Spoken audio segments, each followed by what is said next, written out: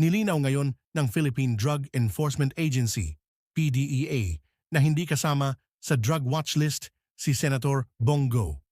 Ang nasabing pahayag na ito ng PDEA ay kasunod sa isinasangkot ang pangalan ng senador sa illegal drugs at Philippine Offshore Gaming Operator, POGO. Ayon sa PDEA na hindi naman incorporator ng anumang korporasyon na nagpapatakbo ng POGO ang senador kaya hindi ito kasama sa listahan. Magugunitang sa ginawang pagdinig ng Quad Committee ng House of Representatives ay nabanggit ang pangalang senador ni PDEA Deputy Director General Renato Gumban matapos na ipresenta nito ang drug matrix. Yung veto message po ng President nung last time na binito niya ito, no, yung the same bill that we have now.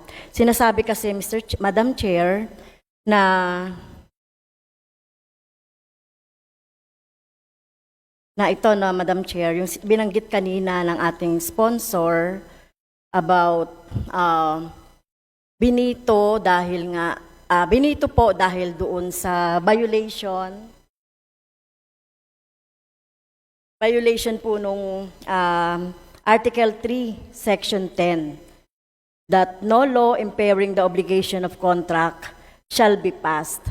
So alam natin yung franchise nitong Nordeco ay until 2028. And the area of responsibility ay gustong kuhanin ng Daylight Company, Mr. Chair. So, ang tanong ko, Madam Chair, sinasabing ano ba yung remedy ngayon so that hindi ito mabibito ulit ng Office of the President?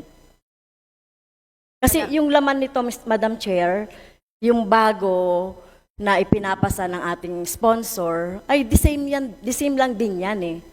So how sure are we na hindi ito ibibito nung ating nung Malacanang na parehas lang din naman yung content?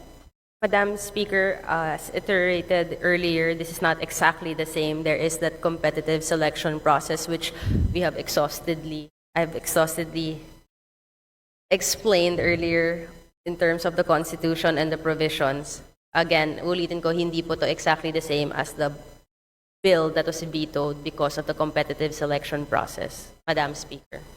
Well, yung competitive selection process, hindi yan nakalagay exactly doon sa doon sa very provision ng Constitution.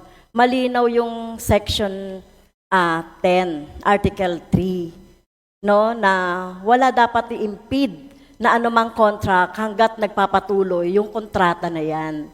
Madam Speaker, I have explained the impairment, non-impairment clause earlier in terms of hindi tayo gumagawa ng bagong kontrata. We are not impairing the existing ones. We are providing them now a choice to go into the competitive selection process. We've discussed this earlier, Madam Speaker. Yes. Can you explain it in very simple way para maintindihan po ng ating mga kababayan? Kasi yung sinasabi natin dito, ang apektado dito ay yung taong bayan na miyembro ng Nordeco na sila yung nagko-consume, no? So hindi hiwalay yung kooperatiba doon sa tinutukoy ng ating sponsor na taong bayan kasi sila yun. So can you explain it, Madam Speaker, in a simple way na hindi tayo lalabag sa batas, yung sinasabi niyong impairment or not impairment or whatever, na sinasabi natin na talagang hindi tayo lumalabag sa batas kapag ito ay naipasa? Itong consumers din po na to ang mga nagrereklamo din, no? So, to explain it siguro in the most simplest way. Ako po, kunwari, ay supplier ng Nordeco. No, meron akong kontrata, kasama po ng supplier ng Nordeco. Ngayon, na magkakaroon na ng bagong consumers sa bagong area, meron na ngayon bidding process. Meron na po tayong competitive selection process. Ako bilang isang supplier, okay, pupunta po ako dito sa kabila dahil bago na po yung consumers ko dito at makikipag-bid ako. Kung meron naman mga bagong papasok na magbibigay ng mas better bid, ako as a bidder will now be, meron na naman akong, okay, pwede kong tapatan to para bumaba at maging better ang pag-supply ko. So dito po ako, magkakaroon ako ng bagong kontrata with Double Light po. Pero hindi naman po masisira at mawawala ang kontrata ko with Nordeco dahil may natirang area. So, dalawang kontrata po yun. Hindi po Madam natin Speaker, na i-impair po yun, Hindi Madam po kontrata pinag-usapan natin. On the point of view of the consumers po, yung tinatanong natin, no? So, halimbawa po, Madam sinasabi Speaker, na, sorry, because earlier sinasabi po yung impairment clause. Ngayon, okay. ngayon sa consumers, I'm so confused now with what our distinguished colleague is asking. Kasi So, yung earlier po, impairment, impairment clause. Impairment clause are with contracts po, Madam Speaker, hindi po with the consumers. We're not impairing the consumers here. The impairment clause of the Constitution is on contracts. So what exactly is the question, Madam Speaker, of the distinguished sponsor? Yeah, Distinguished colleague? Madam Speaker, yung sinasabi natin na impairment, na sinasabi natin na yung contract ay hindi naman mababago kung magkakaroon ng bagong franchise. Tama po ba yon? Tama yon? Hindi po mai-impair ang existing contract na Yes, doon sa kanina yung tinutukoy na 7 suppliers, right? O yung 7 na contracts.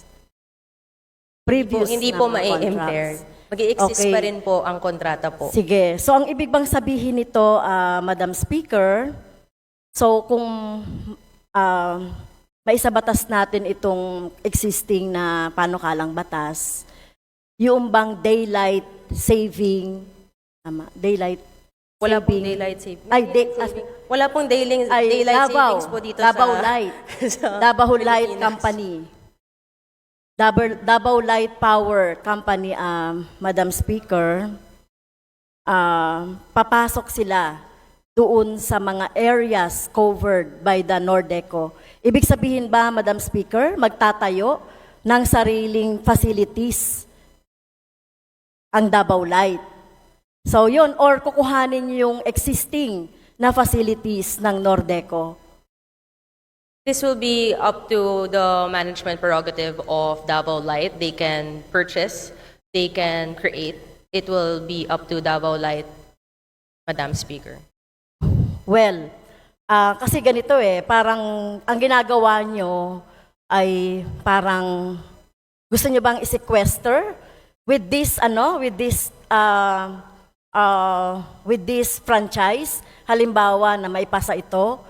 Madam No, Speaker, parang that's ang not ginagawa natin, inaagaw natin yung area na responsibility naman ng Nordeco. Ngayon, kung gusto niyo talagang mapababa yung presyo, nagrereklamo ang taong bayan dito sa presyo noong kuryente o yung hindi magandang serbisyo ng Nordeco at yung Davao Light ay gustong-gusto niya na magbigay talaga ng mas magandang serbisyo, mababang rate. So, dapat magtayo sila ng sarili nila. No, hindi nila kukuhanin yung existing facilities ng Nordeco. Kasi nga, they are in franchise. May franchise pa sila hanggang 2028. So, yun ang ano ko doon. Yun yung aking, yung tanong, di ba?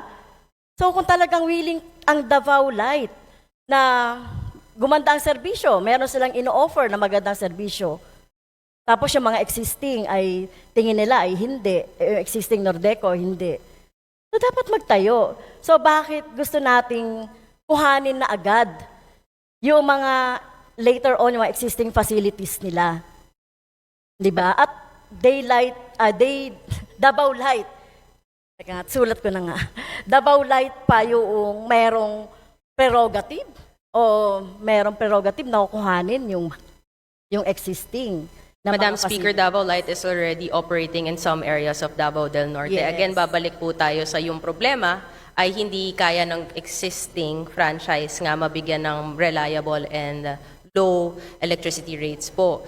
To mandate po, to put into law, to mandate a Madam business Speaker, to mukhang hindi purchase- responsive ang ating kagalang-galang na sponsor dun sa aking dun sa aking tanong. Ang tanong ko, willing ba ang Davao Light Power Corporation na magtayo dito sa inaagaw nilang mga area ng Nordeco? They are willing, Madam Speaker. It is up to their management to do how they will be to be able to decide on how they will do it. And one of the options that they're willing to do is to build new facilities. Madam Speaker. Ano po yung i-build? Ilang taon po ba na magbi-build? Kasi ito pong, Madam Speaker, ito pong Tagum City, Island of Garden City of Samal, Asuncion, Capalong, New Corella, San Isidro, Calaingod, in Davao del Norte, saka Maco in Davao de Oro, ito po ay existing na. At matagal na po na nagsiservisyo dito yung Davao Light, ang Nordeco. At yung sinasabi natin na problema, parang sinabi nga ni Kong Presley kanina, parang ito yung pinakamas marami, pinakamalaki. Mamaya darating tayo dyan, tatanungin na. Ito yung pinakamalaking area na sakop ng Nordeco. So sabi kanina ng isang sponsor na kung kayo, willing kayong mag-amend na ilahat na, anuhin natin. So, tingin ko parang nag-aano tayo dyan ng monopolization, di ba? So, yun nga tanong ko, willing at ilang taon ba na magagawa itong mga installation na to, just in case na maaprubahan natin itong bill na ito, at willing naman ang Davao Light na ma-take over ito, Madam Speaker. Ilang taon ba yung pag-construct? Madam Speaker, I think it is very unfair for me to give how many years when it's up to the management prerogative of Davao Light to do it, should they choose to build.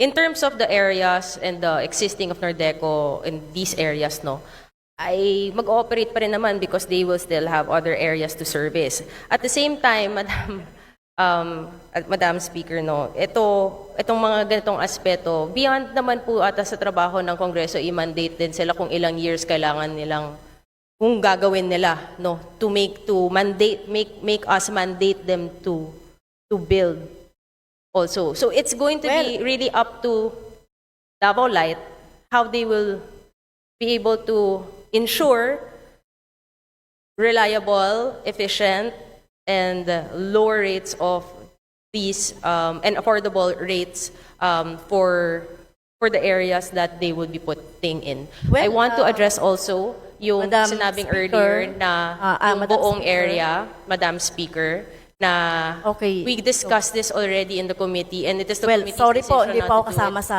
committee hearing. Kaya dito nga natin pinoprofound na yung mga question na gusto kong tanungin at maklarify. So sabi niyo, Madam Speaker, should they choose, So talagang hindi sure tayo na talagang gagawin nila yon.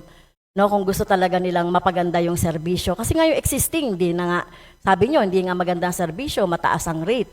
Yung kanilang mga existing na mga facilities na pinaghirapan niya ng cooperative, pinaghirapan niya ng mga taong bayan, membro ng cooperative, ay kukuhanin ng Davao Light.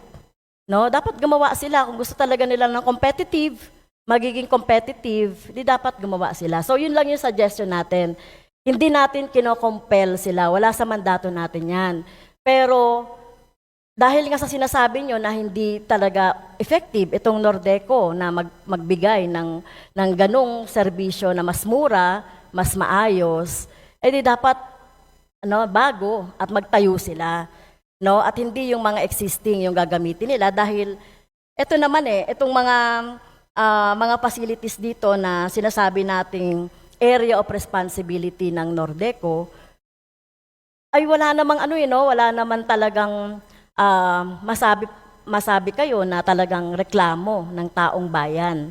'Di ba? So may sinasabi kayong may administrative kanina nga yung sa tanong ni Kong Arlene, so later hindi ko na tatanungin, pero ako hindi pa rin talaga ako convinced na talagang sasakupin natin yung sinasakop ng Nordeco na area, gayong wala pa namang hindi pa naman natapos ang kanilang franchise.